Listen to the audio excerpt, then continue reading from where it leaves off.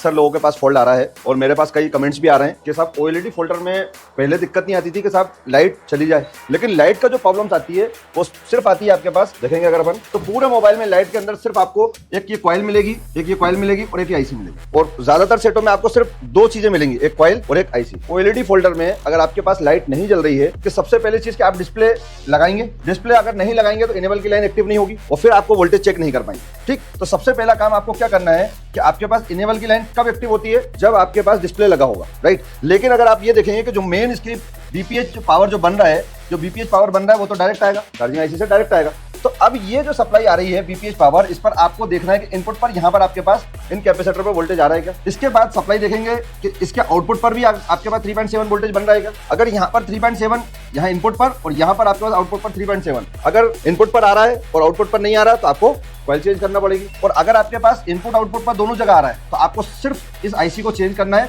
आपकी लाइट की problem solve हो जाएगी। तो आउटपुट की जो ट्रैक होती है इन दो कैपेसिटर से होते हुए जाती है। जो नॉर्मल वाले आपने डिस्प्ले देखे होंगे उन डिस्प्ले में भी ये कैपेसिटर मिलता है आउटपुट पर, तो इन कैपेसिटर के शॉर्ट होने से भी आपकी ये आईसी खराब हो जाती है। ठीक है, तो सबसे पहला काम आपको ये करना है कि दो ये जो कैपेसिटर है इन दोनों कैपेसिटर को चेक कर लो कि कहीं ये शॉर्ट तो नहीं हो गए। अगर ये शॉर्ट हो गए होंगे तो ये पीछे वाले एरिया को, पीछे वाली कोई ना कोई कंपोनेंट को शॉर्ट करेंगे। आपका उस कंडीशन में आपके पास ये आईसी खराब होगी, वरना ये आईसी इतनी आसानी से खराब नहीं होती, मजबूत आईसी रहती है। तो आपको पहले इसका आउटपुट के कुछ एरिया, जैसे ये वाले दोनों कैपेसिटर है, ये कैपेसिटर, ये कैपेसिटर, ये सब चीज चेक कर लो कि इसमें कोई शॉर्ट तो नहीं है। ठीक है, अगर इनमें से कोई भी एक चीज शॉर्ट हो जाएगी तो आपका लाइट नहीं जलेगी।